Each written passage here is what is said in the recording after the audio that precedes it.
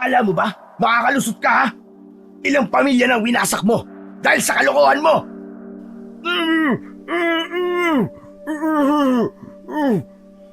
Ang dami mo sinaktan at sinirang buhay, hayop ka! Lahat ng yun, pagbabayaran mo! Ang lakas ng loob mo magtago! Akala mo hindi ka namin mahanap? Wala ka ng takas! Wala kang karapatang tumakas! Lumapit ang lalaking yon sa lalaking nakatape ang bibig. Dinuraan niya ito sa muka. Lahat ng pagsisikap namin nawala ng silbi ng dahil sa'yo. Ang daming dugo ng dumaloy sa mga kamay mo. Kaya magbabayad ka.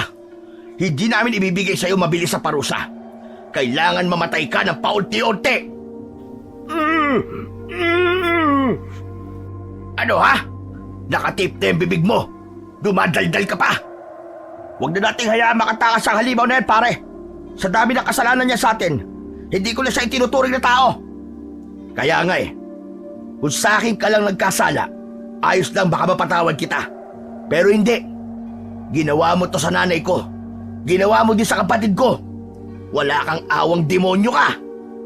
Hinampas ng lalaking yun ng sapatos ang mukha ng kanilang biktima. At pagkatapos ay sinabunutan ang mahaba nitong buhok. Lumapit naman ng isa, idinikit ang kanyang kutsilyo sa leeg ng biktima pero hindi itinuloy. Tila tinatakot ito ng mas matindi. Dahil sa'yo, nawalan ako ng ama at anak. Kaya ngayon oras na para maranasan mo ang impyerno. Tignan mo siya, pare. Nangangatog na siya na parang isang basang sisiw. Gago! Matapang ka, di ba? Bakit nanginginig ka? Hindi pa sukdulan ng parusang ibinibigay namin sa'yo. Hindi pa ito totoong parusa mo. Wala kang awa sa mga nagiging biktima mo. Kaya ngayon, hindi kami maaawa sa'yo. Ipagdasal mo na lang na mapabilis ang pagkamatay mo para hindi ka masyado magdusa. Sandali, hinay-hinay lang muna. Baka tuluyan ng mamatayan. Abay swerte naman ang hayop na yan. Isang tahimik na hapon yon sa dalampasigan, mga bandang 6:00 nang maisipan ni Arnold na maglakad-lakad upang makapagpalipas ng oras. Karaniwan niya na itong ginagawa sa tuwing gusto niyang magkaroon ng katahimikan ang kanyang isipan laban sa mga stress at pagod niya sa pagtatrabaho. Sa gitna ng kanyang paglalakad, bigla niyang narinig ang malalakas na sigaw ng ilang kalalakihan. Alam niyang malapit lang ito at mukhang nanggagaling sa likod ng naglalakihang bato sa pangpang. May mga naririnig siyang matigas na bagay na humahampas sa katawan ng tao at ang impit na reaksyong mula dito. Sa unay inakala lamang ni Arnold na isa lamang yun hazing dahil ang lugar na yun ay madalas puntahan ng mga grupo at kabataan kung saan nila isinasagawa ang mga initiation rites ng mga fraternities. Dahan-dahan siyang umakyat sa bato at sinikap na masilip ang nangyayari sa likod ng mga dambuhalang batong yon. Doon niya nakita ang nakagigimbal na pangyayari. 3 lalaki ang nakita niyang nakapaligid sa isang biktimang nakatali ang mga braso at may mahigpit na packaging tape sa bibig. Ang lalaki ay duguan at puno ng sugat at pasa. Wala itong kalaban-laban habang binubugbog at pinagtutulungan ng 3. Sa bawat hampas at sipa, naririnig niya ang pigil na ungol ng biktima, tanda ng matinding sakit at takot. Ganun na lamang ang panlalaki ng mga mata niya nang makita niya ang isang matabang lalaki na nakasuot ng asul na damit. Biglang humugot ito ng kutsilyo at walang pag-aalinlangan na inundayan ng saksak ang biktima. Bumulwak ang dugo mula sa katawan ng kaawa-awang lalaki. Kumalat sa batuan ang kanyang dugo. Napasinghap si Arnold. Nanginig habang pinapanood ang malagim na eksena. Hindi niya malaman ang gagawin, kung tatakbo ba o mananatili na lamang sa lugar na yon. Natatakot na rin siya na baka may makapansin sa kanya at maging siya ay madamay sa gulo at mapahamak. Habang nagtatago sa likod ng malaking bato, hindi niya mapigilan ang matinding kaba. Ramdam niya ang malamig na pawis na tumutulo mula sa kanyang noo. Ngunit hindi siya makagalaw kahit bahagya. Sandali lang, ibang pakiramdam ko mga kasama. Parang may nagmamasid sa atin. Oo nga, Kanina parang may nakita akong gumalaw dyan sa likod ng batong yan. Tignan mo nga, Bochok. Siguraduhin nyo na walang nakakakita sa ginagawa natin to, kundi malalagot tayo. Dagdag pa ng isang lalaking matangkad at payat na tila siyang leader sa grupo. Tumalima naman ang matabang lalaki habang hawak ang dugo ang kutsilyo. Naglakad ito ng dahan-dahan palapit sa kinaroroonan ni Arnold. Sa puntong yun ay parang titigil ang tibok ng puso ni Arnold nang dahil sa takot. Pero alam niya na hindi siya pwedeng gumawa ng kilos na pabara-bara. Narinig niya ang mga yapak na papalapit sa kanya. Halos hindi na siya makahinga habang ang mga paa ng lalaki ay palapit ng palapit. Sa isip niya, paulit-ulit siyang nagdadasal. Diyos ko, ayoko pang mamatay. Tulungan niyo po ako. Nang halos maabot na ng lalaking yun ang batong kinaroroonan niya, biglang tumunog ang malalakas na wangwang mula sa hindi kalayuan. Nagulat ang lalaki at napahinto. Ganon din ang kanyang mga kasama. Pulis yun! May paparating ng pulis, mga pare! Tara na! Baka tayo ang hinahanap nila! Ayoko mahuli ng buhay! Agad silang nagpulasan. Tumakbo palayo sa lugar habang nagmamadali. Naiwan si Arnold habang nanginginig. Nang tumahimik na, ay sinilip niya mula sa kinaroroonan kung talagang wala na ba ang mga lalaki. Nang masiguro na wala ng panganib, lumabas siya mula sa kanyang pinagtataguan at nilapitan ang lalaking biktima. Una niyang hinawakan ang pulso ng lalaki at nang masigurong buhay pa ito, ay sinimulan niyang kalagan ang mga nakatali nitong mga kamay at paa. Ang bibig na natatakpan ng packaging tape ay dahan-dahan niya ring tinuklap. Narinig niyang umungol ang lalaki at bahagyang dumilat ang mata. Kuya, wag ka mag-alala, tutulungan kita. Sandali lang at tatanggalin ko ang tape sa bibig mo. Huwag ka muna magsalita, tatanggalin ko to. Sandali lang ha, tiisin mo kuya. Dahan-dahang inilapit ni Arnold ang kanyang kamay sa bibig ng sugatang lalaki. Huminga siya ng malalim. Pilit na pinipigilan ang panginginig ng kanyang mga kamay. Mahigpit na nakakapit ang tape sa labi ng biktima. Hinawakan niya ang dulo at maingat na hinila ito pataas. Napalakas ang ungol ng lalaki nang magsimulang maiangat ang tape. Impit ang pag-ungol nito na tila tinitiis ang sakit at hapdi. Tinuloy ni Arnold ang paghatak ng tape. Dahan-dahan pero walang alinlangan. Nakita niya ang bahagyang pamumula ng balat sa paligid ng bibig nito hanggang sa tuluyang natanggal ang tape. Agad na napabuga ng hangin ang biktima. Halatang hirap na hirap sa pagkakabusal dito ng matagal. Ayan kuya, okay na. Salamat. Akala ko katapusan ko na. May sugat ka sa tagiliran kuya. Nakita kong sinaksakan nila. Wala yun. Daplis lang. Tinamaan nila tong suot kong anting-anting na nakasabit sa aking sinturon. Gawa ito sa pilak, kaya hindi tumagos ng diretso ang talim ng panaksak niya. Kuya, sigurado ka bang ayos ka lang? Oo, ayos lang ako, salamat. Kaya mo bang tumayo? Kailangan natin makaalis dito kagad dahil baka balikan tayo ng mga lalaking yun. Oo sige, susubukan ko.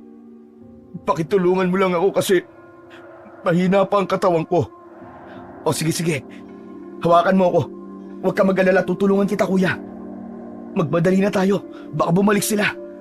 Baka kasi malaman nila na di naman sila ang puntirya ng mga pulis kaya halika na. Salamat. Kung hindi dahil sa'yo. Huwag ka na muna magpasalamat kuya. Mag-concentrate ka sa pagtayo. Kaya natin to, tara na. Pagkaangat niya ng katawan ng lalaki ay naamoy niya ang malansang amoy ng dugo sa katawan nito. Walang pang itaas ang lalaki, kaya kitang-kita ang mga sugat at pasa. Pero binaliwala niya yon dahil wala siyang ibang nasa isip ng mga sandaling yon, kundi mailigtas ang buhay ng estranghero laban sa tiyak na kamatayan.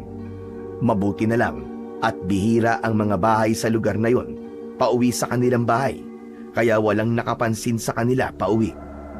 Nang makita siya ng kanyang ama, ay agad siyang sinalubong nito. Anak! Anak, sino yung kasama mo?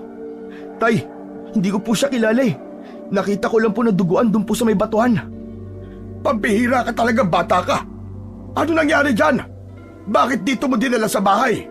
Hindi mo naman alam kung sino yan eh. Kung masamang tao, takas mula sa bilangguan o kaya sinalvage ng mga pulis. Tulungan niyo na lang po ko, Tay. Kailangan niya po ng tulong. Buhay ng tao ang pinag-uusapan natin dito, Tay. Dapat hindi mo pinakialaman yan, anak. Mahirap na baka mapahamak ka. Hindi ko po siya pwedeng pabayaan, Tay. Nang makita ko po siya, buhay siya, kaya dinala ko siya dito para malapatan niyo po ng gamot. Konsensya ko na lang po kung pababayaan ko to doon at mamamatay. At kung dito sa bahay mamatayan, ano sa tingin mo? Di ba malaking gulo din ang mangyayari? Pero, alangan naman na wala akong gawin, Tay. Hindi makatayo kung iiwan ko lang siya basta-basta. Alam kong mabuti ang puso mo, anak. Pero ayoko lang na dahil sa kabaitan mo na yan, mapapahamak ka. Wala ho akong pakialam. Ang mahalaga, mailigtas natin siya. Nang maipasok niya na ito sa bahay, ay inihiga niya ang lalaki sa sarili niyang katre at nagsimulang linisin at gamutin ang mga sugat nito. Dumurugo pa ang ilan. Minadali niya ang paglalapat ng paunang lunas, lalo na sa saksak ng lalaki sa tagiliran. Habang abala siya, patuloy pa rin ang kanyang ama sa pag-aalala. Ngunit alam niyang mas mahalaga ang agarang tulong sa sugatang estranghero kaysa sa mga tanong na kasalukuyan niyang iniisip. Ilang sandali pa ay nagdesisyon ang lalaki na tumulong na rin sa panggagamot. Dati siyang albularyo at antingero noon, pero inihinto lamang dahil mas naging prioridad niya ang paghahanap buhay bilang isang mangingisda para matustusan ang pangangailangan ng kanilang pamilya. Kinuha nito ang nilangis niyang katas ng talaba. Ako na, anak. Heto, dala ko na ang katas ng pinatuyong talaba. Kailangan mailagay ito sa ibabaw ng sugat niya para maiwasan ang impeksyon. Ano po? Katas po ng talaba? Ginagamit ba talaga yan sa sugat, Tay? Abat diskumpiyado ka pa. Oo, matagal ko nang ginagamit ito sa panggagamot. Magpasalamat ka na lang at may naitago pa ako sa mga gamit ko noon. Mabilis na pampaalis yan ng kirot at natural pa. Bakit may hawak po kayong buhangin dyan sa kabilang kamay nyo? Para saan naman po yan? Kailangan natin ng buhangin. Papainitin natin to para ilagay naman sa mga parteng may pasa at namamaga. Makatutulong to para mabawasan ang pamamaga at kirot. Aba, ang galing din naman ano. Talagang napapabilib mo ako, Tay, ha? Pati buhangin, alam niyong gamitin bilang gamot. Huwag mo na akong bulahin. Pagkatapos natin gamutin ang taong to, kailangan natin mag-usap ng masinsinan na. Hindi tama ang ginawa mong ito. Masyadong delikado. Oo na po, Tay. Pasensya na po. Pero paano po? Kapag nailapat niyo na po ba yung mga gamot, ano na po bang mangyayari sa kanya? Gagaling na po ba siya kagad? Imposible naman yung sinasabi mo, anak. Sa dami ng pinagdaanan ng katawan niya, kulang ng 1 buwan bago siya makarecover. Sana lang malampasan niya to para mabuhay siya. Malampasan po ang ano? Posibleng lagnatin siya. Pero natural lang naman yun sa mga tinatamaan na matinding karahasan. Kaya maghintay tayo at bantayan natin siya na maigi. Tay, salamat po. Kahit alam ko pong labag po sa loob niyong ginawa ko, ay tinulungan niyo pa rin akong gamutin ng taong to. Walang problema, anak. Hindi ka dapat sa akin magpasalamat. Maswerte lang ang taong ito dahil ikaw ang nakakita sa kanya. Habang nagsasalita si Tatay Pilo, maingat niyang inilapat ang mainit na buhangin sa mga namamagang parte ng katawan ng sugatang lalaki. Napasinghap ang lalaki kahit nasa kalagitnaan ng kawalan ng ulirat. Tanda ng bahagyang reaksyon ng katawan nito. Tay, gumagalaw siya. Ano pong ibig sabihin nun? Nagigising na po ba siya? Hindi pa, anak. Pero mabuting senyalis yan. Ibig sabihin, lumalaban pa ang katawan niya. Pero wag kang kampante, Arnold. Pwedeng magbago ang sitwasyon sa loob lamang ng ilang oras. Opo, Tay. Itinuloy ni Mang Pilo ang paglalagay ng malinis na tela sa mga sugat ng lalaki. Kapag nakaligtas ang lalaking ito, kailangan nating alamin kung sino siya. Abay, hindi tayo pwede magdala ng kung sino-sino dito sa bahay na walang alam sa pinanggalingan nila. Tignan mo ang itsura niya. Mukhang hindi siya taga rito. Iba ang balat niya sa karaniwang tao dito sa atin. Pinagmasdan ni Arnold ang lalaki. Ang estranghero ay may kakaibang anyo na agad na nakatawag ng pansin ni Tatay Pilo. Maputi ang balat nito na parang sa isang taong albino o isang dayuhan. Puti ang kanyang buhok at tumutugma sa mahahabang pilik mata. Habang pinaglalakbay nila ang paningin sa katawan nito, ay namangha sila sa tattoo nito. Nagsisimula ang mga ito mula sa kanyang balikat, pababa hanggang sa kanyang braso, at bahagyang umaabot sa kanyang dibdib. Mukhang sinauna ang disenyo nun, na para bang mula sa isang kultura na bihira nang makita o maalala, tulad ng mga abstract at geometric na may halong araw, alon at iba pang likas na elemento. Ang mukha ng lalaki, sa kabila ng mga sugat at pasa nito sa katawan, ay mahahalatang magandang lalaki ito. May matangos na ilong at malalim ang mga mata. Malinaw na hindi siya ordinaryong tao na tagas sa kanila lang. Kausapin ko na lang po siya pagising niya, Tay. Kapag kaya na po niya magsalita. O sige anak, pero tandaan mo, dahil ikaw ang kumuha sa kanya, ano man ang mangyari sa taong ito, responsibilidad mo siya. Pinili mong dalhin siya dito, kaya kailangan mong panindigan yon. Tay, handa po akong harapin ang anumang mangyayari. Tumango si Tatay Pilo. Halatang nananatiling aligaga, ngunit tahimik na tinatanggap ang sitwasyon. Lumabas siya ng kwarto upang kumuha ng maiinom na tubig, habang si Arnold naman ay nakaupo sa gilid ng kama. Pinagmamasdan ang iniligtas na lalaki. Sana gumaling ka, kuya. At sana, tama ang ginawa ko. Samantala nang makalabas ng kwarto ang kanyang ama, narinig niyang nagtatalo ang mga magulang niya. Ano? Nakausap mo na ba ang anak mo? Nako, sinasabi ko sa'yo, ha? Pagsabihan mo yung batang yan. Oo na. Nakausap ko na siya, Clara. Huwag ka na mag-alala. Yung lalaking dinala niya dito, napansin mo ba yung mukha niya? Wala siyang guhit sa pagitan ng kanyang ilong at labi. Ha? Abay, hindi ko napansin yun, ha? Pambihira ka naman, Pilo, oo. At bakit hindi mo mapapansin? Ang tagal-tagal mong ginagamot yun sa kwarto ng anak mo. Kitang-kita ko. Diretso lang. Kahit pasabihin mong bahagya yung natatakpan ng bigote niya. Hindi ba't pag ganun ayon daw sa matatanda, ay maaaring hindi siya tao. Pwedeng isang engkanto o kaya naman ay isang aswang. Baka naman nagkataon lang. Hindi naman lahat ng kwento ng matatanda dapat natin paniwalaan. Bukod na lamang sa ang kanyang itsura ay hindi pangkaraniwan sa atin.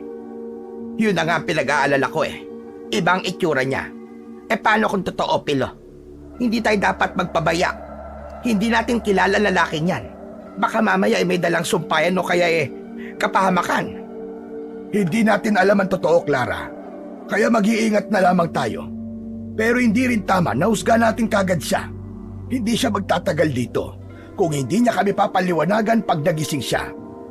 Siguraduhin mo lang na magiging ligtas ang pamilya mo, Pilo. Sinasabi ko sa'yo. Siguraduhin mo. Oo na. Ako nang bahala. Sa ngayon, wala pa namang ipinapahiwatig ang mga agimat kung delikado ba siyang tao o hindi. Kaya kampante pa ako. Hayaan na muna natin ang anak natin na panindigan kung anong ginawa niya na sa tingin niya ay tama. Sa loob ng silid ay napatitig si Arnold sa mukha ng lalaki. Totoo ngang walang guwit ang pagitan ng ilong at bibig nito. Sino ka ba talaga? 10:00 na ng gabi na muling magkamalay ang lalaking binabantayan niya. Noon lang napansin ni Arnold na parang may kakaiba sa mga mata ng estranghero. Matalim ito kung tumitig at doon nagsimulang manindig ang kanyang balahibo. Nasaan ako? Sino ka? Di mo ako naaalala, kuya. Ako si Arnold. Huwag ka matakot sa akin. Iniligtas kita sa kamay ng mga lalaking bumubugbog sa iyo at muntikan ka ng patayin. Nakita kitang sugatan kaya dinala kita dito sa bahay namin para magamot ka. Bahagyang napatitig si Amaro. Ngunit hindi niya kayang gumalaw ng maayos dahil sa kirot ng kanyang katawan. Napapikit siya bago muling magsalita. Bakit mo ako tinulungan? Hindi mo ako kilala. Pero yun ang tamang gawin, di ba? Kapag may nangangailangan, bigyan ng tulong. Lalo na yung katulad ng sa sitwasyon mo. Hindi mo na dapat ginawa yun. Pwede kang mapahamak at madamay. Ligtas naman kitang naiuwi, kaya wala akong dapat na ipag-alala. Pero gusto ko lang malaman, sino ka ba talaga? At ano ang kasalanan mo sa kanila? Bakit nila ginawa yun sa'yo? Sandaling tumahimik si Amaro, tila nag-iisip kung sasagutin ba ang tanong. Halata sa kanyang muka ang pag-aalinlangan. Ako si Amaro. Yung ginawa ko, tama lang sa kanila yun. Ano bang ginawa mo, kuya? Isang lihim yun. Isang bagay na hindi mo na dapat malaman. Dahil baka madamay ka lang. Kung talagang seryoso ang dahilan, sa pagkakataong ito, damay na talaga ako maski hindi mo sabihin sa akin, Kuya Amaro. Nandito ka sa bahay namin at handa kaming tulungan ka. Pero kailangan namin malaman ang totoo. Kung dapat kang pagkatiwalaan o hindi. Kung mabuti kang tao o masama. Muling tumahimik si Amaro. Halatang mabigat ang kanyang iniisip. Ngunit bago siya muling makapagsalita, ay biglang bumukas ang pinto at pumasok si Tatay Pilo. Gising ka na pala. Kumusta ang pakiramdam mo? Maayos ka na ba? Nauuhaw po ako. Arnold, ikuha mo siya na maiinom sa kusina. Tumayo si Arnold at mabilis na lumabas ng kwarto para sundin ang utos ng kanyang ama. Naiwan sa loob ang dalawa, natitigilan habang pinakikiramdaman ang isa't isa. Saan ka nang galing? Kakaiba ang kulay ng iyong balat at ang mga tattoo sa katawan mo. Parang may kinabibilangan kang grupo. Sabihin mo sa akin kung ano ang totoo. Salamat po sa pagtulong niyo sa akin. Pero hindi ako madaling magtiwala sa tao. Hindi ko pwedeng sagutin ang mga tanong mo. Pasensya ka na. Ayos lang kung hindi pwede. Ngunit magpagaling ka kagad para makaalis ka na rin. Para makaiwas ka sa mga taong gumawa niyan sa'yo. Isa lang sana ang ipakikiusap ko. Gusto kong tumanaw ka ng utang na loob. Wag na wag mong sasaktan ng kahit na sino man sa pamilya ko. Tumahimik si Amaro at di sinagot ang kanyang kausap. Siya namang pagpasok ni Arnold sa silid at may dalang tubig. O eto kuya, uminom ka. Dahan-dahan ha. Nang matapos makainom, ay agad ibinaba ni Arnold ang baso sa ibabaw ng katabi nilang lamisita. Salamat. Hindi na nila pinilit pa na magsalita ang lalaki dahil bakas pa rin sa hininga nito at pagsasalita na nahihirapan pa rin siya dahil sa labis na panghihina.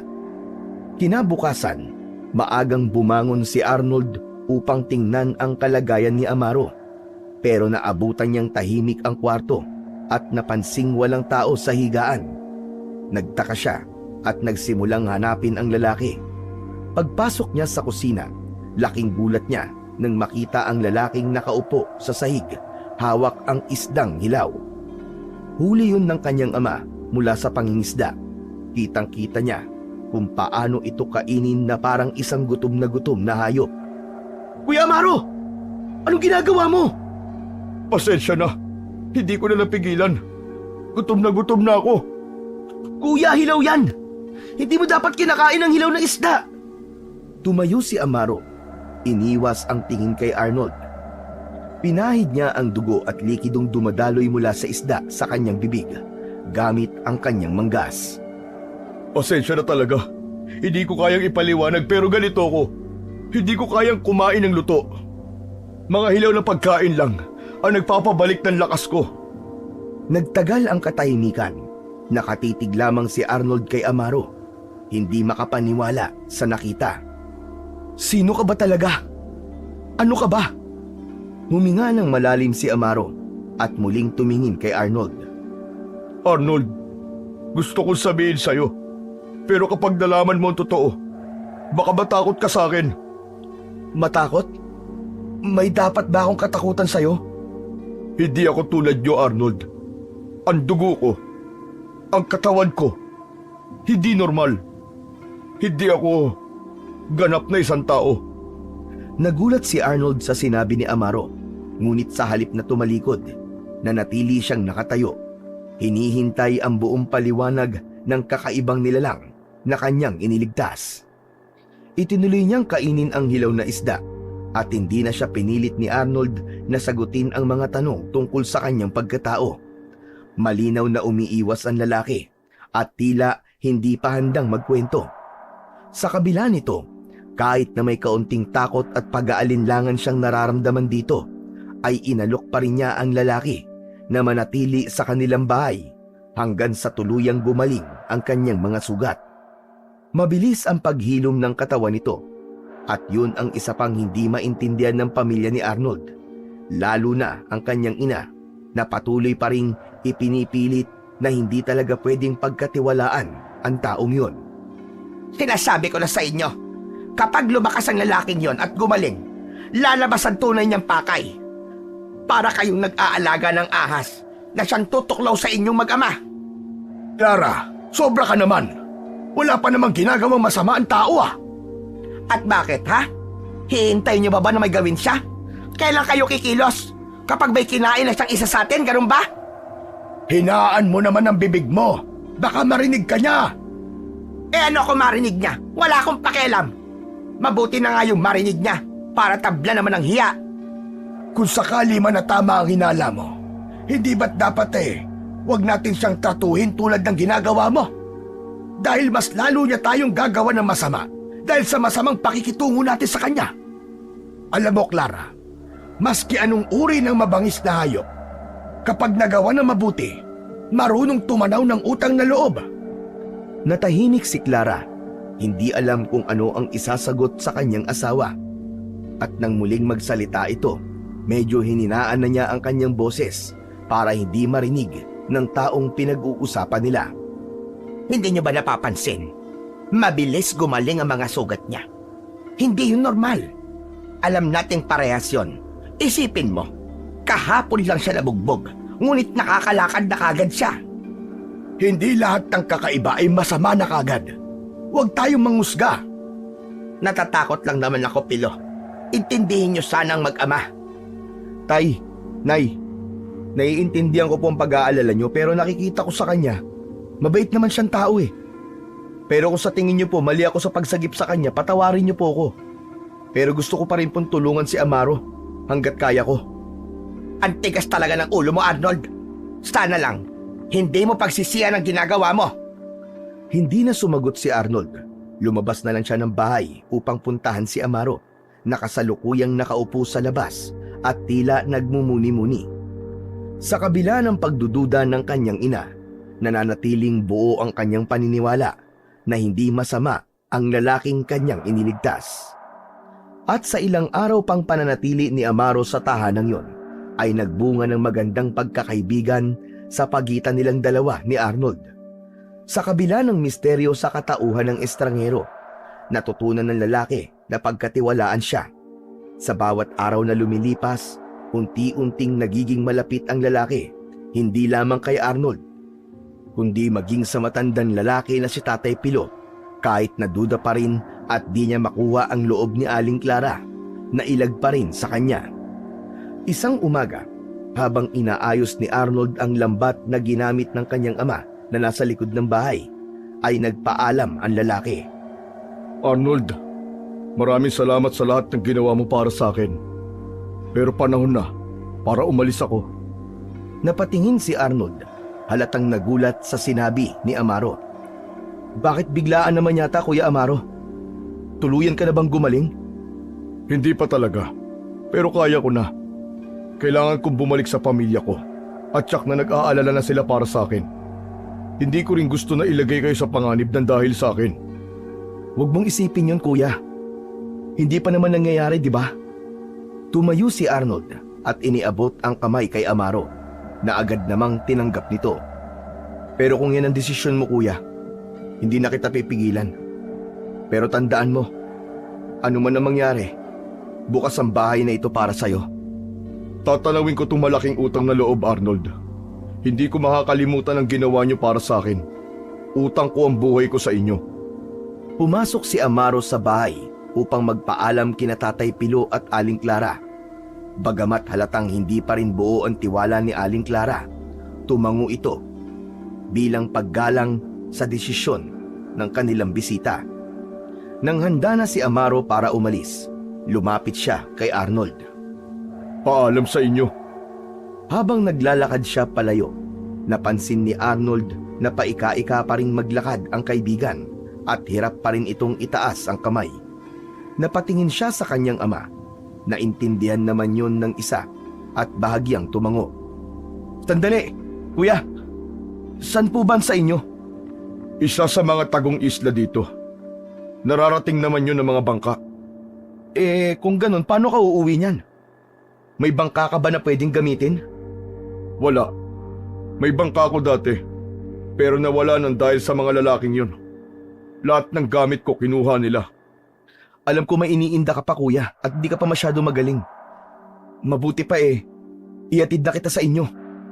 Nagulat si Amaro at mukhang nag-aalangan pa. Ngunit bago pa man siya makatanggi, narinig nila ang pagtutol ni Aling Clara. Ano naman niya sinasabi mo, Arnold? Talaga bang gawain mo nang isubo ang sarili sa kapahamakan? At bakit mo siya ihahatid? Alam mo ba kung anong uri ng ugali meron ng taong yan? Tumigil ka, Arnold, ha? Nay, hindi naman ganun. Nakita niyo naman po si Amaro, di ba? Tignan niyo, paano siya uuwi sa ganitong kalagayan niya? Paano po kung may mangyaring masama sa kanya? Konsensya pa rin po natin yun. Hindi nga siya mapapahamak. Paano naman kung ikaw? Ilang beses ko bang sasabihin sa'yo na huwag kang basta-basta nagtitiwala sa kung sino-sino? Clara, tama na. May punto ang anak natin. Mahirap naman talagang hayaan ang bisita natin sa ganyang kalagayan niya. Hayaan mo na kung gusto siyang ihatid ng anak mo. Ayos lang po ako, Mang Pilo. Ayos na ho ako. Wag na ho. O ayan, sinabi niya wag na, di ba? Pumasok ka na sa loob ng bahay, Arnold. Pasok! Patawad, inay. Huli na po ito, pangako. Ang tigas talaga ng ulo mong bata ka. Bahala ka! Sige! Matigas ang ulo niyong dalawa. Bahala kayo! Napailing ang matanda at napabuntong hininga. Halatang ayaw pa ring pumayag pero wala nang magawa. Kapag may nangyaring masama sa anak mo, Pilo, ikaw ang sisisihin ko. Paalam na po. Uuwi din po ako agad. Arnold! Arnold, anak! Nay! Huwag ka mag-alala! Mag-iingat naman po kami! Nangiti si Tatay Pilo habang pinagmamasdan ang anak na nag-ayos ng gamit para sa paglalakbay. Siguraduhin niyo mag-iingat kayo ha, anak. Ikaw na ang bahala dyan sa kaibigan mo. Ako na pong bahala, Tay. Tumango si Amaro, bahagyang ngumiti at sabay na sumakay ng bangka. Hanggang sa walang ano-ano, ay may napansin sila sa isang bahagi ng dalampasigan na may nagtatakbuhang mga tao. Parang may pinagkakaguluhan sila at nakikiusyoso. May narinig pa silang nagsisigawan at umiiyak. Kasunod nun, ang pagdating ng mga pulis na rumisponde. Sandali lang ha, may titignan lang ako kung anong pinagkakaguluhan nila doon. Tumango siya pero hindi na ito sumama at nagpaiwan na lang sa bangka. Nagdahilan ito na baka makita siya ng mga sumalbahe sa kanya. Pagdating niya doon ay nanlaki ang mga mata niya sa nakita. Ang tatlong lalaki na nambugbog sa kaibigan niya. Sinubukan silang suriin kung may buhay pa at isa ang may natitira pang pulso. Agad nila itong dinala sa ospital. Puro galos at saksak ng matutulis na bagay ang makikita sa katawan ng mga yon. Napapikit si Arnold at napalunok ng dahil sa kaba habang iniisip kung sino ang maaaring gumawa ng karumal-dumal na krimen na yon. Bumalik sa kanyang alaala ang matalim na titig ni Amaro nung unang magkamalay ito. Hindi niya maiwasang tanungin ang sarili kung may kinalaman ba si Amaro sa nangyari. Walang imik siyang bumalik sa bangka. Ano nangyari? Hindi ka maniniwala. Yung tatlong lalaking nambugbog sa'yo, patay na silang lahat. Mabuti nga sa kanila. Ha? Sige, alis na tayo. Gusto ko nang umuwi. At bago maglakbay ang bangka nila, dumaan sa harap nila ang dalawang matandang babae na nagsabing hindi tao ang pumatay sa mga lalaking yon, kung hindi isang aswang. Napanganga si Arnold sa kanyang narinig. Pinaandar na niya ang bangkang demotor. Habang nasa biyahe sila, hindi niya maiwasan ang hindi magtanong. Pwede ba kitang tanungin, kuya? Tungkol sa nangyari sa'yo? Ano ba talaga ang totoong dahilan kung bakit kanila sinaktan? Pinagbintangan nila akong pumatay ng mga manok sa lugar nila.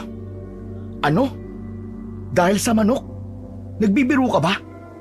Yung mga manok na yun, panabong nila. Kaya masamang-masama ang loob at handang pumatay para ipaghiganti ang mga yun. Anong totoo? Ikaw nga ba ang pumatay sa mga manok na yun? Hindi. Nagkataon lang na napadaan ako malapit sa lugar na yun. At dahil nakita nilang ganito ang aking anyo, ako na kagad ang kanilang pinagbintangan. Grabe naman pala, no? Mapanghusga sila. Talagang binugbog ka ng dahilan sa panabong na manok? Oo, tama ka. Dinala nila ako sa batuan sa may tabing dagat para dun unti-unting paslangin. Wala akong magawa. Akala ko na mga oras na yun ay katapusan ko na. Ang sasama nila. Mga hayop sila. Paano nila nagawa yun sa'yo nang wala man lang pruweba? Hindi na sila naghanap ng pruweba dahil kilala nila ang tulad namin. Kilala nila ang angka namin. Kaya takot sila. Eh yung tatlong lalaking yung kuya, may kinalaman ka ba sa nangyari sa kanila? Matalino kang bata, Arnold. Pero nagkakamali ka. Tulad ng una ko sinabi kanina, hindi ako pumaslang sa kanila o sa kahit na sino sa mga kalahi nila. Habang nagkwekwentuhan, ramdam ni Arnold ang bigat ng pinagdadaanan ng kanyang kaibigan. Kitang-kita sa mukha nito ang sakit at sama ng loob at doon niya napagtanto kung gaano kalalim ang naging epekto ng mga maling bintang sa kaibigan. Sa bawat salitang binibitiwan ni Amaro ay may bahid ng galit at pagkabigo na hindi maikubli. Pagdating nila sa pangpang ng isla, bumaba sila sa buhanginan at natanaw ng binata ang isang maliit na kubo sa tabi ng isang puno ng nyog. Akala niya yun na ang bahay ng kaibigan, ngunit walang ibang tao sa paligid na nasabi niyang kamag-anak niya. Naglakad sila papunta sa kubo at nang makapasok na, dumiretso na si Amaro sa papag na yari sa kawayan. Walang imik si Arnold habang pinagmamasdan ang kaibigan, ngunit natigilan siya at bahagyang napaatras nang makita niyang hinugot nito ang napakatalas na kampilan. Sangsanda tayo na napakatalas na ginamit pa nung sinaunang panahon. Ang hawakan nito ay gawa sa isang sungay ng kalabaw na may nakadisenyong ulo ng hayop. Sandali kuya, anong gagawin mo sa bagay na yan? Kailangan natin to para sa proteksyon habang pauwi sa amin. Proteksyon? Sa ano? Eh wala naman tao rito ah. Hindi tao ang dapat mong katakutan dito. Maraming panganib sa kagubatan sa pupuntahan natin. Paano? Anong klaseng panganib? Hindi mo gustong malaman, Arnold. Pero makabubuti kung may sandata tayo. Pasensya ka na Kuya Amaro, pero hindi na ako sasama. Kailangan ko nang bumalik. Marami pa akong gagawin sa bahay eh. Naiintindihan ko. Pero sana sumama ka. Gusto kong ipakilala ka sa mga magulang ko. Utang ko sa'yo ang buhay ko. Panigurado magpapasalamat sila sa'yo. Eh, hindi na talaga kuya, hindi na kailangan. Pasensya na. Salamat na lang sa alok mo. O sige, pero mag-iingat ka pa uwi. Humakbang na siya pabalik sa bangka, pero laking dismaya niya nang makitang inaanod na ng alon ang kanilang bangka. Hoy! Ang bangka ko! Anak ng... inaanod! Ano nangyari? Ayun oh! Nasa malayo na! Tinangay ng alon eh! Malas. Biglang taas ng tubig. Hindi natin yan maaabutan. Anong gagawin ko? Nakalimutan kong itali. Paano ako makakauwi niyan? Wala ka magagawa ngayon, kundi sumama sa akin. Pero... Wala nang pero-pero, Arnold. Hindi ligtas magpaiwan dito kapag ganitong oras. wala na ba talagang ibang paraan? Sumama ka na. Hindi kita ipapahamak. Magtiwala ka sa akin. Pero sila tatay at nanay, siguradong mag-aalala sila sa akin eh. Wala na tayong magagawa. Wala kang pagpipilian kundi ang sumama sa akin. May mga bangka kami doon. Ihahatid ka namin bukas ng umaga. Oh, ano namang nakakatawa? Nabaliktad kasi. Ihahatid kita tapos ihahatid mo din ako. Ang labo, di ba? Sira, halika na nga. Malayo pa ang lalakarin natin.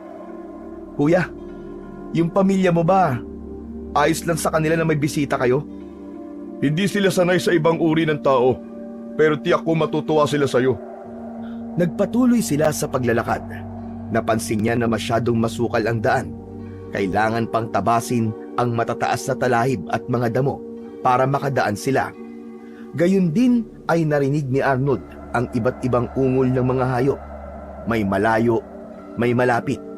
Paminsan-minsan ay napapalingon siya sa likuran dahil pakiramdam niya ay may nakasunod sa kanila. Ilang sandali pa ay tumigil si Amaro at tumingin sa kanya. Kumuha ito ng dahon at dinurog. Ginuhitan ng berdeng katas ang kanyang noo. 3 guhit gamit ang daliri nito.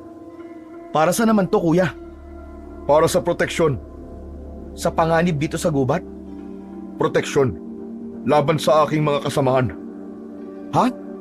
Bakit? May dapat ba akong katakutan sa kanila? Basta, makikita mo na lang mamaya. Naku kuya, wag mo akong ipapahamak ha. Naniwala sa'yo ang tatay ko. Nagtiwala siya sa'yo. Utang mo ang buhay mo sa akin, tandaan mo yan. Huminahon ka. Marunong akong tumalo ng utang na loob tulad ng sinabi ko. Taka nga pala, maging mapagmatsyag ka dito sa gubat. Talasan mo ang pakiramdam mo. Bakit? Dahil ang lugar na to, ang gubat na to, ay pugad ng mga aswang. Hindi alam ni Arnold kung nagbibiro lamang ba si Amaro o sadyang sinasabi nito ang totoo upang manakot. Ngunit sa mga oras na yon, ramdam niya ang bigat ng sinabi nito at hindi niya mapigilang makaramdam ng takot.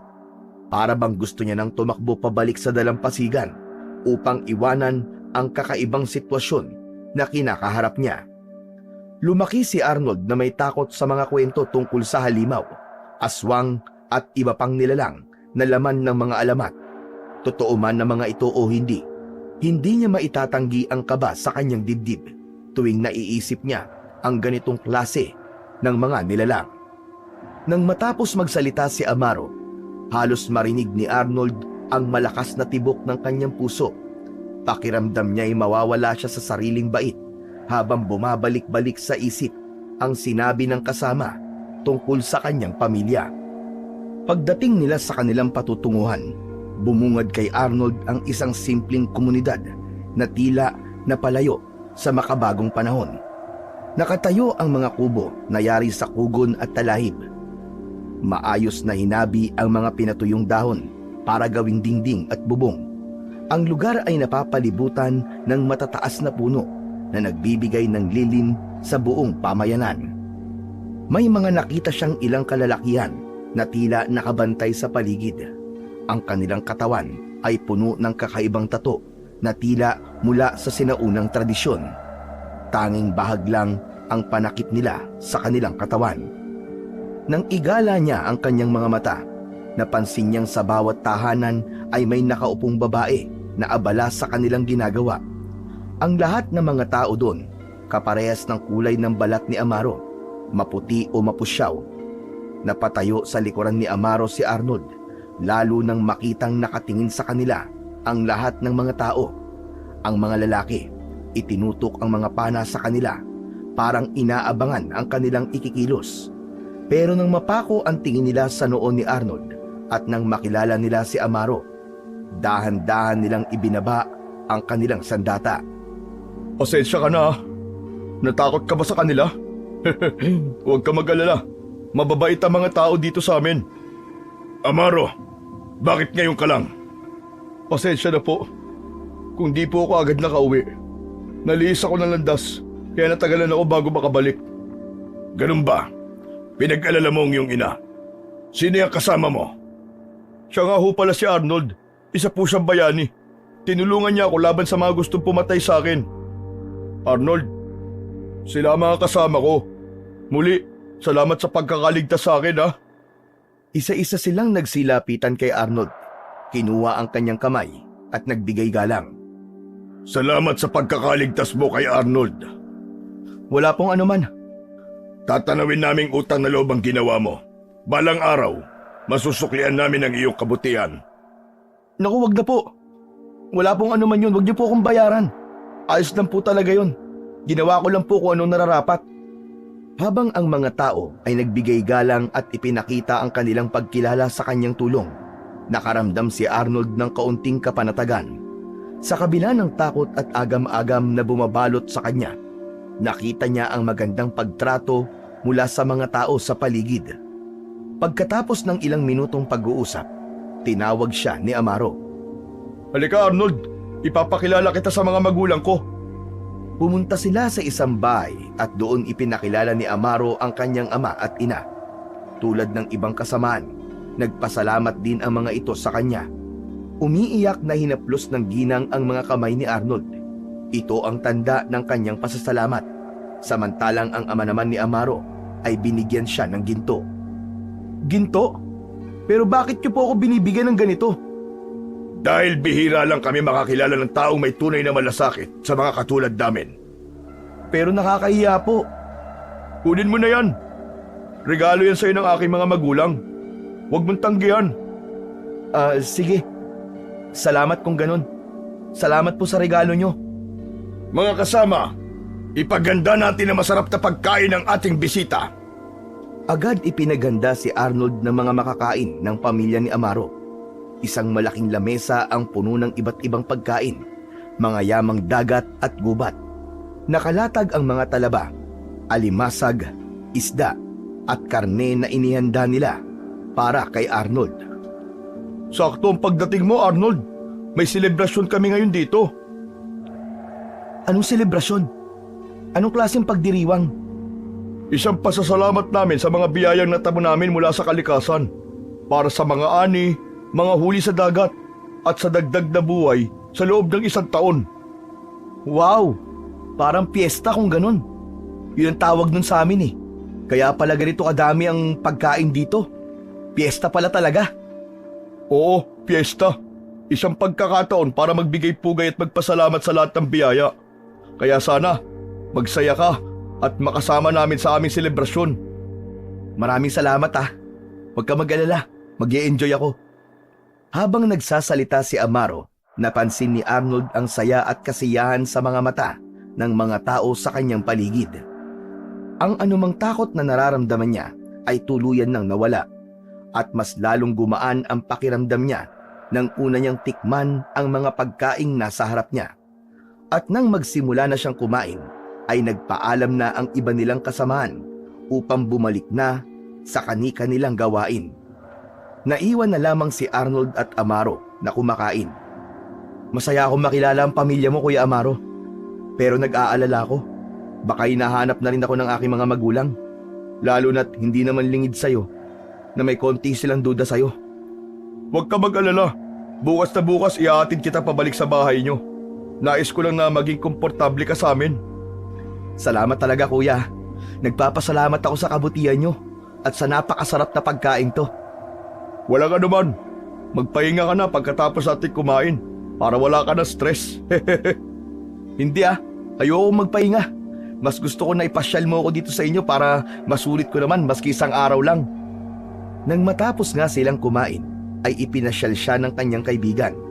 Agad niyang napansin ang mga patibong sa paligid. Ito mga patibong, para saan ang mga to? Hindi ba to delikado para sa inyo? Delikado. Pero karamihan sa mga tao dito sa amin, hindi pinupunta ng lugar na ito. Lalo na yung mga bata. Ganun? Eh bakit mo ako pinunta dito? May masama ka bang balak sa akin? Ikaw talaga. Kung may masama akong balak sa'yo, kanina ko pa sana ininom ang dugo mo. Ano? Anong sinasabi mo? Nagbibiro lang ako. Hindi ko ito kadalasang pinupuntahan dahil nga hindi naman lahat sa amin kabisado ang mga inilagay na patibong dito. Nag-iingat din kami syempre. Kung ganun, bakit kayo merong ganito? Di ba kayo lang naman na nakatira dito sa isla? Nagkakamali ka, Arnold. Kung natatandaan mo, binalaan kita kanina, di ba? Totoo yun. Pinamumugaran ng mga aswang ang islang to. Ibig sabihin totoo yun? Nagbibiro ka na naman ba? Hindi ako nagbibiro. Ang mga patibong na ito ay ginawa para proteksyon laban sa kanila. Habang naglalakad sila pabalik, napansin ni Arnold na seryoso ang ekspresyon sa mukha ng kasama. Kinagabihan, paglabas nilang dalawa ni na Amaro ay nakita ni Arnold kung paano magdaos ng pista ang tribo. Sa gitna ay nagkakatipon ang bawat isa. Nakapalibot sila sa isang malaking siga. Sa loob ng bilog ay may mga sumasayaw ng tradisyonal na sayaw. Sumasabay sa ritmo at tugtog ng mga katutubong instrumento, mga tambol, gong at plauta. May iba naman na hindi nakasali sa bilog. Nakagrupo sila na nasa ilalim ng mga puno. May nakalagay sa mga lamesa nila na iba't ibang masasarap na putahe at alak o yung tinatawag nilang tuba. Ang mga pulutan ay mukhang espesyal at may kakaibang lasa. Napangiti si Arnold nang masaksihan ang kakaibang samahan ng mga taong yon. Lahat ay masaya. Lahat nagtutulungan at magkakasamang nagpapasalamat sa mga biyaya. Tuwang-tuwa siya sa makulay na kultura ng tribong yon. Ang mga tao, ang kanilang kasiyahan, parang mga walang alalahanin sa mundo. Dito kayo, Amaro, Arnold. Halina, makisalo kayo sa amin. Lumapit ang dalawa sa mesa kung saan nakagrupo si Buhaton. Si Buhaton ay isang matipuno at malakas na lalaki. Siya ang pinuno ng mga mandirigma sa kanilang tribo. Matangkad siya at halatang batak ang pangangatawan, bunga ng matinding pagsasanay at pakikidigma. Ang kanyang muka ay matapang at may pilat sa muka mula sa noo hanggang sa pisngi. Ang buhok niya ay mahaba, maitim at nakatirintas. May nakalagay na balahibo ng ibon, simbolo ng kanyang posisyon bilang lider. Suot niya ang isang bahag na may magandang tela at ang kanyang katawan ay may tato na kumakatawan sa bawat tagumpay niya sa digmaan. Isang klase ng digmaan na hindi tao sa tao, kundi tao laban sa mga aswang. Ang bawat guhit o larawan ay katumbas ng mga kalabang kanyang napatay. Tulad ni Amaro, meron din itong hawak na kampilan. Tikman mo ito, kaibigan. Baka di ka pa nakakatikim ng ganito. Ano po ba ito? Karne po ba ito ng anong hayop? Mukhang mabango ah. At mukhang masarap. Sige na, tikman mo muna. Masarap nga. Malinamnam at malambot ang karne. Ano po ba ito? Karne yan ng unggoy. Bigla siyang natigilan sa kanyang narinig. Pero dahil nalasahan na niya at totoo namang masarap, binaliwala na lamang niya na karne yun ng unggoy.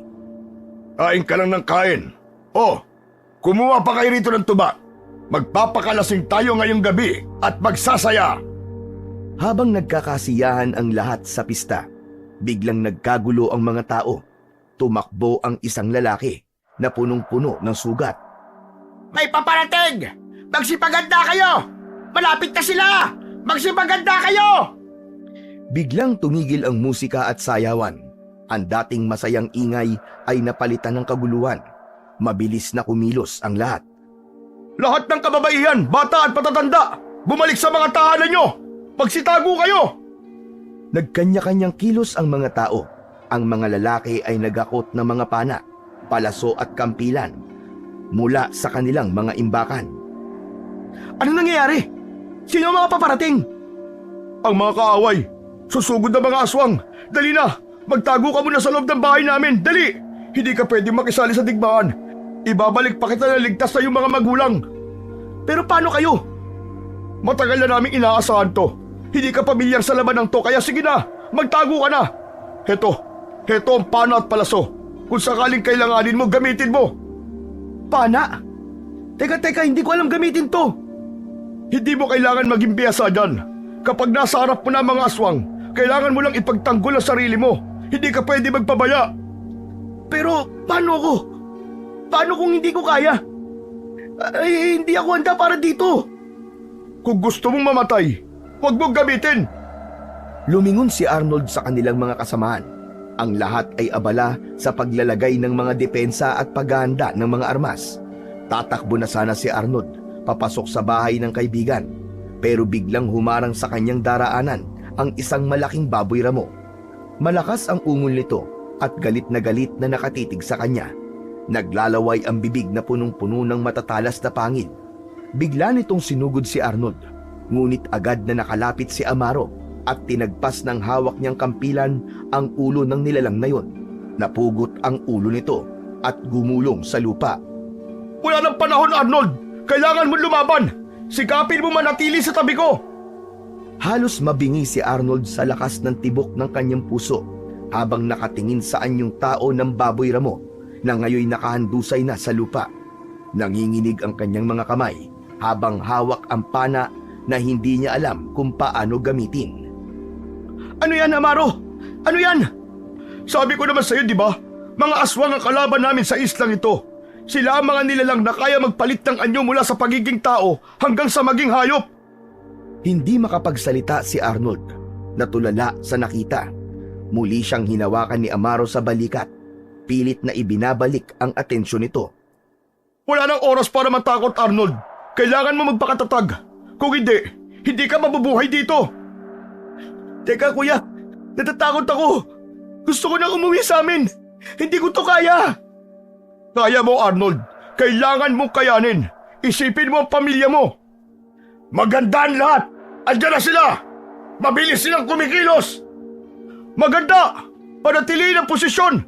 Ihanda mga patibong. Nagsimula nang marinig ang malalakas na yabag mula sa gubat at ang mga ungol ng mga mababangis na hayop. Biglang sumulpot mula sa dilim ang maraming nilalang na may kakaibang anyo. Ang ilan ay mukhang hayop, ngunit may malataong katangian, habang ang iba naman ay tila ganap na tao, ngunit may mga matang nagliliyab sa galit. Mabilis ang kilos ng tribo ni Amaro. Ang mga patibong na kanilang inilagay ay nagsimulang gumana, ngunit marami pa rin ang nakalapit. Mga kasama! Laban! Sa gitna ng kaguluhan, nagpasya si Arnold kahit nanginginig ang kanyang kamay. Itinaas niya ang hawak na pana at ipinangako sa kanyang sarili na lalaban siya kasama ang kanyang mga kaibigan. Habang nagpapatuloy ang laban, isang kasamahan ni Amaro ang napuruan ng isa sa mga aswang. Bumaon ang matatalas na kuko nito sa katawan ng lalaki at nawakwak ang kanyang tiyan. Ang eksena ay napakabrutal at ang sumunod na sigaw ng biktima ay tumagos sa pandinig ni Arnold. Napahiyaw si Arnold, puno ng takot at galit, at sa hindi malamang dahilan, nagawa niyang asintay nito gamit ang pana. Ngunit ganun na lamang ang takot na naramdaman niya nang makitang sumablay ang kanyang unang pagtira at di natamaan ang mabangis na aswang. Ang aswang ay tila nainis lamang at biglang sinunggaban si Arnold. Nakagat ito sa kanyang binti. Napasigaw siya dahil sa matinding sakit. Bumagsak siya sa lupa. Pumaibabaw kagad sa kanya ang aswang. Sa isip ni Arnold ng mga oras na yon ay katapusan na ng kanyang buhay. Ngunit bago pa siya mapatay nito, isang matulis na palaso ang tumama sa katawan ng aswang. Si Amaro, galing sa kanya ang asinta na yon. Kinuha nito ang pana ng kasamahan dahil wala ng oras upang lapitan pa ang kaibigan. Ang aswang ay agarang natumba at nanghina hanggang sa mamatay. Ayos ka lang ba? May sugat ka. Nakagat ka ng aswang. Napayakap ng mahigpit si Arnold kay Amaro at napaiyak ng dahil sa takot at sakit. Kalma lang. Kumalma ka. Huminga ka na malalim. Wala kang dapat na ikatakot. Tignan mo ko sa mga mata. Makinig ka. Kailangan nating gamutin kagad ang sugat mo. Sige na, Amaro. Dali mo siya sa loob ng paggamutan para malapatan ang gamot ang kanyang mga sugat. Kuya, akala ko katapusan ko na kanina. Pero iniligtas mo ako. Hindi kita hayaan mapahamak. Halika na, bago pa tayo muling sugurin ng mga aswang. Kaya mo ba tumayo? Kakayanin ko, kuya. Tama yan, ganyan nga. Kailangan mo kayanin dahil kailangan matanggal kagad ang lason sa kagat ng aswang. Kung hindi, mas lalong lalala ang kalagayan mo. Anong ibig mo sabihin? Ano mangyayari sa akin? Magiging aswang ka, Arnold. Magiging aswang ka rin. Hindi. Ayoko, kuya. Ayoko maging aswang. Tulungan mo ako. Tumayo ng tuwid si Arnold at sinikap na mapabilis ang kanyang paglalakad hanggang sa nakarinig siya ng mahina hanggang sa papalakas na tawa. Kuya, bakit ka naman tumatawa? Wala. Natatawa lang ako. Nang madala siya sa silid, agad na nagmadali ang mga kababaihan sa pagkuha ng tamang gamot para sa kanya. Piniga ang isang uri ng kakaibang dahon na noon lang nakita ni Arnold. Napapikit siya nang maramdaman ang nanunuot na hapdi mula sa kanyang mga sugat. Ang hapdi! Aray ko! Ang hapdi! Kaya mo yan! Kayanin mo para mawala ang lason! Kaya niyang alisin ang lason? Oo, tradisyon namin to. Epektibo sa ganitong klaseng sugat. Hindi ko hahayaang may mangyari sa'yo. Magtiwala ka! Samantala sa labas, sa kabila ng matinding banta, malinaw na lumalamang na ang tribo ni na Amaro sa laban. Ang kanilang mga kagamitan, lalo na ang kampilan at mga pana, ay naghatid ng matinding pinsala sa mga aswang. Ang iba ay namatay at ang iba naman ay matinding nasugatan. Narinig nila sa labas ang sigaw ni Buhaton. Konting at mga kasama! Ang ibang aswang tumatakas na! Habulin sila! Si Arnold ay ilang beses na napabuga ng hangin, tila nakaramdam ng kapanatagan nang marinig ang sigaw ng lider. Humanga siya sa mga taong yun dahil sa kanilang katapangan at pagkakaisang harapin ng sama-sama ang mababangis na aswang. Habang abala si Amaro sa pag-alalay kay Arnold, pumasok si Buhaton na may bitbit na dugo ang kasamahan. Amaro, marami pang sugatan sa labas. Kailangan natin pagtuunan ng pansin ng iba pa nating mga kasama. Ang mga aswang, ano na po nangyayari sa labas? Tumakas na ang ilan sa mga nabuhay na aswang. Marami-rami rin tayo napaslang sa kabilang panig, Amaro. At sigurado ko na matagal bago sila muling makidigma. Mahina na ang kanilang puwersa. Salamat naman kung ganun. May panahon ulit tayo para maghanda.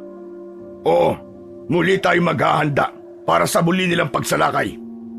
Arnold, dito ka lang ha. Tutulungan ko lang sila madala mga sugatan at magamot dito. Sige. Ayos lang ako dito. Sinundan na lamang ng tingin ni Arnold ang kaibigan. Naramdaman niyang unti-unti nang naglalaho ang kirot sa kanyang binti. Lumabas mula doon ang itim na dugo na ayon sa babaeng gumagamot sa kanya ay ito na nga ang lason na dulot ng kagat ng aswang. Ligtas na po ba ako? Tumango ang babaeng nasa kanyang harapan. Napanatag naman ang binata sa kumpirmasyong yon. Sa labas ay abala na ang mga katribo ni Mang Amaro sa paglilinis ng mga kalat sa kanilang bakuran. Dinagdagan nila ang kahoy sa siga at lumikha ng isang mas malakas na apoy. Doon nila inihahagis ang mga katawan na mga naipong katawan ng aswang.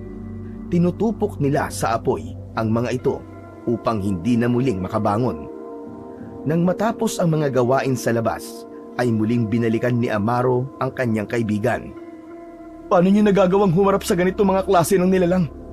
Sa inyo hinuhugot ang lakas ng loob niyo, Kuya Amaro. Kailangan mong maintindihan. Sa lugar na ito, ganito ang buhay namin. Hindi namin pwedeng takasan ng mga halimaw na yun. Ang tangi namin magagawa ay harapin sila para mapanatili ang kapayapaan sa aming tribo.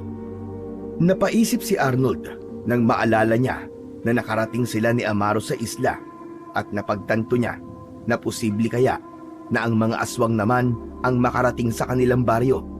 Nag-alala siya sa kanyang mga magulang sa isiping yun. Kuya Amaro, naisip ko lang. Kaya din ba ng mga aswang na makapunta sa baryo? Matagal na silang pabalik-balik sa lugar nyo at sa mga karatig na bayan. Alam mo bang sa paraang yun ay nakakalikha sila ng isang malaking hukbo?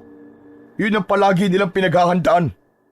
Kuya, ang mga taong sinasabi mo, kaya nyo sila pinapatay para mapigilan sila sa kanilang mga plano sa pagpaparami ng kanilang mga lahi, di ba? At ang mga lalaking bumugbog sa'yo, mga aswang sila. Oo, tama ka. Pero hindi talaga ako ang pumatay sa kanila. May mga kasama ako na naghahanap sa kanila. Mga kasama, hindi lamang para pigilan sila sa masama nilang hangarin. Katungkulan din namin pangalagaan ng mga tao sa inyong baryo. Kaya maling-mali na husgahan kayo dahil sa inyong anyo. Dahil kayo ang pumoprotekta sa aming baryo. Trabaho namin yon upang mapanatili ang balanse sa isla at sa mga karatig na lugar. para hindi na lumawak ang pinsala ng mga halimaw na yan. Kuya, nag-aalala ako para sa mga magulang ko. Huwag ka mag-alala. Pag uwi mo bukas, sa'yo na ang pana at palasong yan. Mag-practice ka sa paggamit niyan para may pagtanggol mo ang inyong sarili at ang iyong pamilya. Kailangan mo lang maging matapang. Tama ka, kuya. Kailangan ko lang na maging matapang. Kinabukasan ay maagang naghanda si Arnold para sa kanyang pag-uwi. Maraming salamat sa lahat ng ginawa mo para sa akin. Pero sa tingin ko, kailangan ko nang bumalik sa amin. Nag-aalala na panigurado ang pamilya ko. Naiintindihan ko. Ngunit hindi ko hahayaang umalis ka na mag-isa. Teka, anong ibig mo sabihin? Hindi ba't usapan natin na iahatid kita sa inyo pa uwi? Hindi ligtas ang dagat, lalo na't ang gagamitin mo ay ang balsa namin. Balsa? Hindi bangka? Oo, balsa lang. Pero matibay yun. Magtiwala ka lang. Hindi ako sanay sa ganun. Baka hindi ko kayanin. Kaya mo. At para mas kampante ka, sasakay ako kasama mo. Hindi kita pababayaan. Saka may ilang kasama din ako na muli maghahanap at papatay ng mga aswang. Sigurado ka ba? Oo nga, ang kulit mo naman eh. Kami ang bahala sa'yo. Huwag kang mag-alala, kaibigan. Ang balsa namin, nakakatawid yan kahit malakas ang alon. Sige po, sinabi niyo eh. Salamat. Saka, sorry nga pala sa inyo. Ha? Bakit ka humihingi na sorry? Kasi, minsan na kitang pinagkamalan na aswang. Walang problema sa akin ng bagay na yun. Sanay na ako. O kami, napagkamalang mga aswang. Pero kasi, bakit nga ba medyo naiiba kayo? Ayon sa nakagistan naming kwento ng aming pinagmulan, ang mga ninuno namin ay nagsimula sa lahi ng isang mandirigmang tao at isang engkantada. Engkantada? Totoo ba yan o kwentong alamat lang? Totoo para sa amin. Pinaniniwalaan naming ang aming lahi ay bunga ng pagmamahala ng isang mandirigmang tao na naligaw sa islang ito at isang engkantada na nagligtas sa kanya. Ngunit dahil pinaghalo ang dugo nila, hindi naging normal ang kanilang naging mga anak. Kaya pala mabilis gumaling ang mga sugat mo. Nagsimula na silang sumakay sa balsa at maglakbay.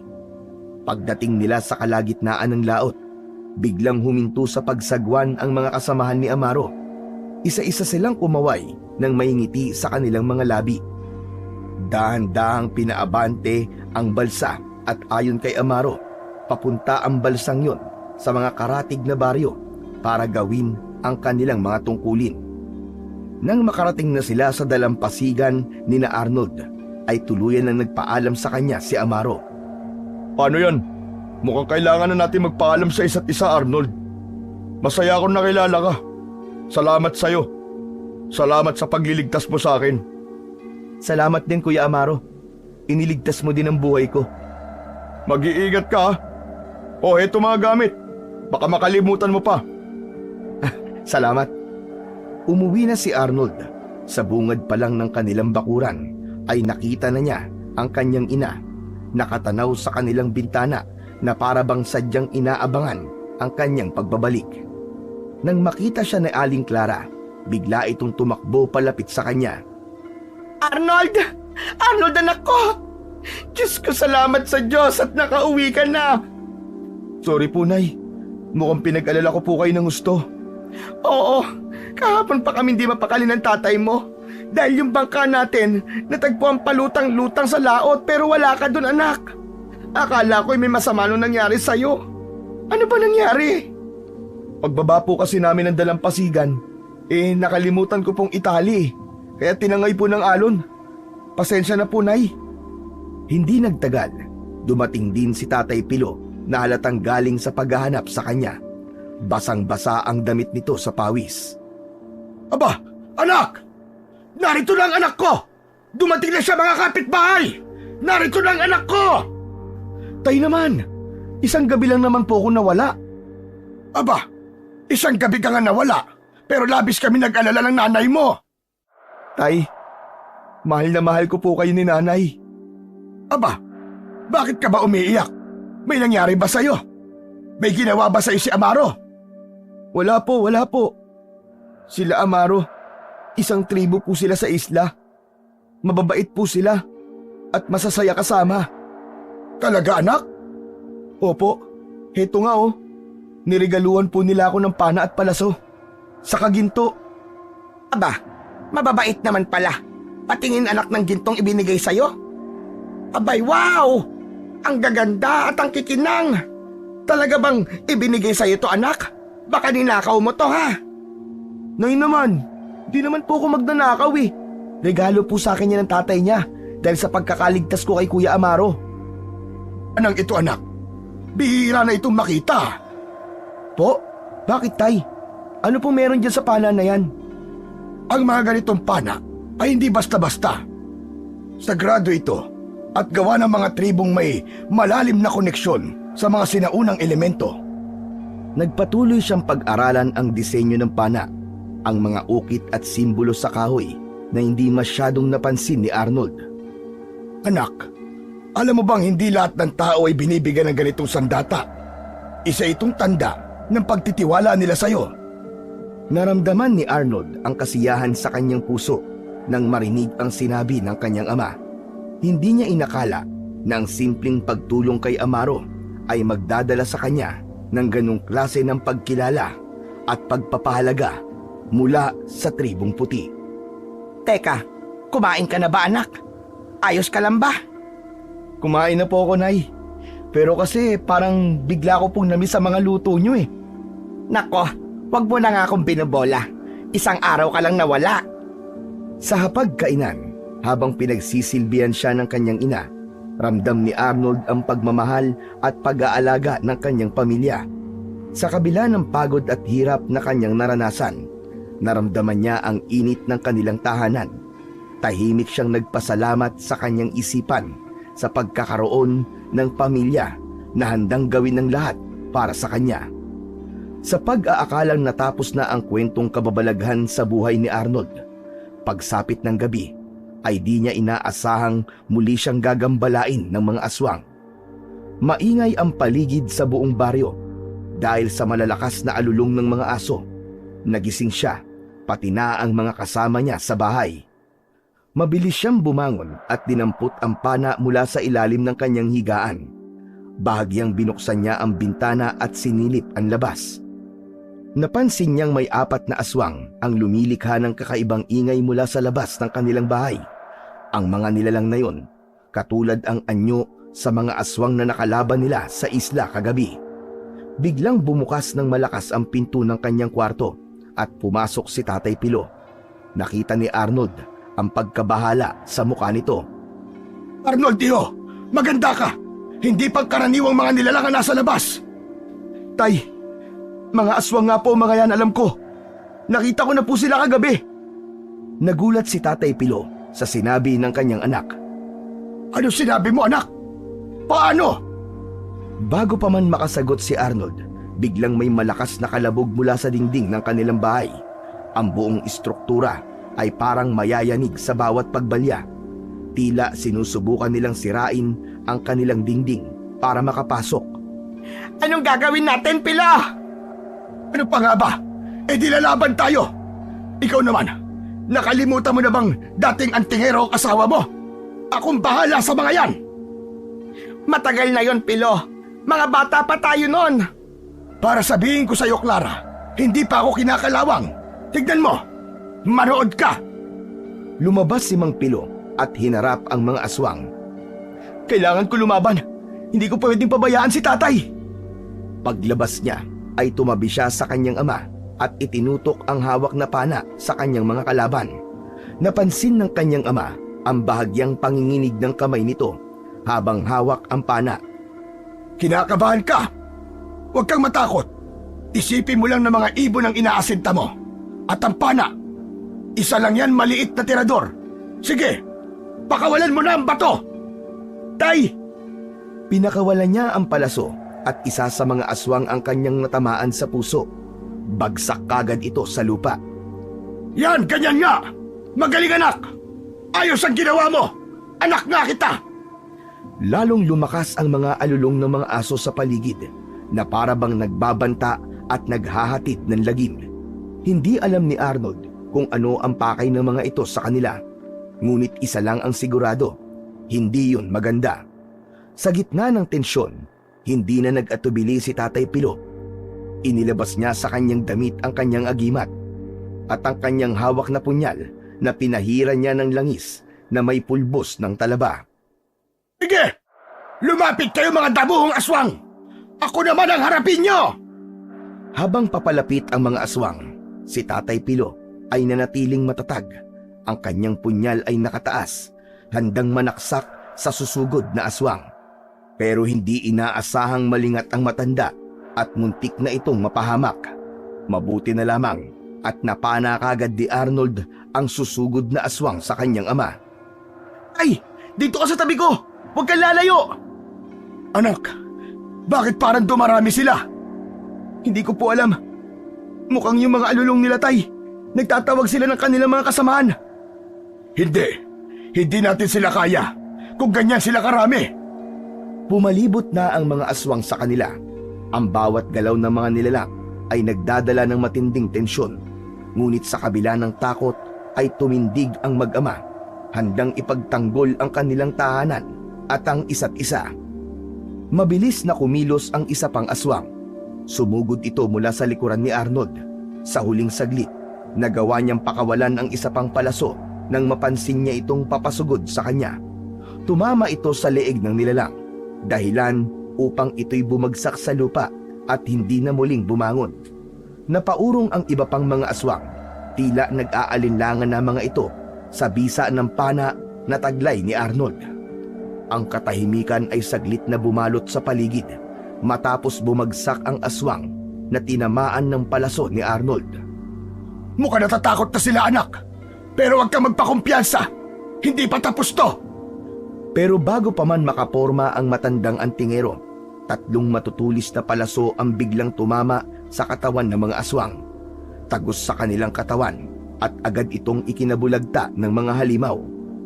Ang una ay tumama sa leeg, ang pangalawa naman ay sa dibdib, at ang huli ay sa likod.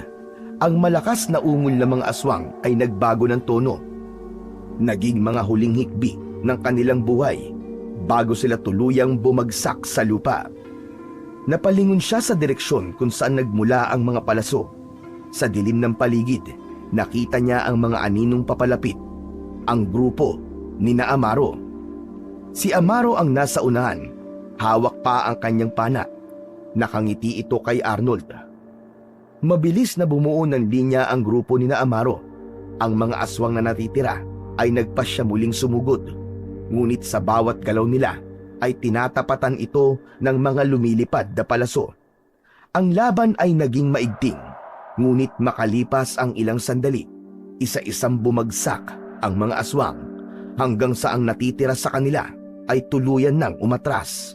Ang kanilang mga alulong ay unti-unting nawala sa dilim at sa wakas ay nanaig ang katahimikan. Tapos na ang laban. Wala na ang mga aswang. Kasunod niya ang iba pang mga mandirigma mula sa kanilang tribo. Bawat isa'y may hawak na pana at palaso. Mukhang hindi mo na kami kailangan, kaibigan. Kaya mo na palang lumaban. Amaro, kayo pala. Salamat sa pagtulong sa amin. Hindi namin hahayaang mapahamak kayo. Lalong-lalo na si Arnold. Kasama na sa pamilya namin. Nagulat si Arnold sa presensya ng kanyang mga kaibigan mula sa isla. Paano niyo nalaman? Bakit kayo nandito? Alam naming hindi ka nila tatantanan. Ang mga ito ay mga halimaw na hindi sumusuko hanggat hindi nakakaganti. Tapos na ba? Hindi na ba sila babalik? Sa ngayon, oo. Pero babalik pa ang mga yan. Hindi sila susuko hanggat hindi nila naaabot ang gusto nila. Kaya tulad namin, kailangan maging handa kayo palagi. Huwag kayong padadaig sa kanila. Kung ganon, ay babantayan niyo ba kami palagi? Tay, ano namang klaseng tanong yan? Teka, natatakot po ba kayo? Ano? Anong natatakot ako? At bakit naman ako matatakot? Isa akong malakas na antingero noon. Oo na po, sige na po. Oo, tama ang tatay ko. Mabangis na ang tingero siya nung araw. Nagtawanan ang grupo. Masayang masaya si Arnold dahil sa kanilang pagkapanalo. Labis-labis naman ang pasasalamat ni Arnold kay Amaro at sa mga kasamahan nito. Alam niyang kung hindi sa kanilang pagdating at kagalingan sa pakikipaglaban, malamang ay hindi na sila nakaligtas ni Tatay Pilo sa mabagsik na mga aswang. Habang tinitignan ni Arnold ang paligid, nakita niya ang mga patay na aswang na nakahandusay sa lupa. Paano mga yan, Tay? Anong gagawin natin sa kanila? Kami na ang bahalang maglinis sa kalat. Wala na kayong dapat na alalahanin pa. Napatingin sila sa isang direksyon nang marinig nila ang malambing na tinig ni Aling Clara na tinatawag sila mula sa loob ng bahay. Salamat sa Diyos! Salamat sa Diyos at ligtas kayo! Halika! Pumasok ka muna! Pumasok muna kayo sa loob para naman makapagpahinga at makakain kayo, Amaro. Hindi na po kayo takot sa akin, Aling Clara? Hindi naman ako takot sa iyo, anak eh. Sige na, halina kayo dito sa loob. Dali, pumasok kayo. Pasok, dali. Habang pumapasok sila sa bahay, ang mga kasamahan ni Amaro ay nagsimulang maglinis sa paligid at pinagtulungan nilang alisin ang mga patay na aswang. Inipon nila ito sa likod ng bahay nila Mang Pilo at balak nila tong ilayo sa baryo bago sunugin. Si Arnold naman, kahit na alam na posibleng hindi pa tapos ang laban, hindi na siya masyadong nangangamba dahil alam niya sa bawat labang haharapin nila, meron silang kakampi at hindi sila mag-iisa. Sa pamamagitan ng pagliligtas ng buhay ng isang tao na hindi kilala, ay nakahanap si Arnold ng sandigan at maaasahang kaibigan sa oras ng pangangailangan.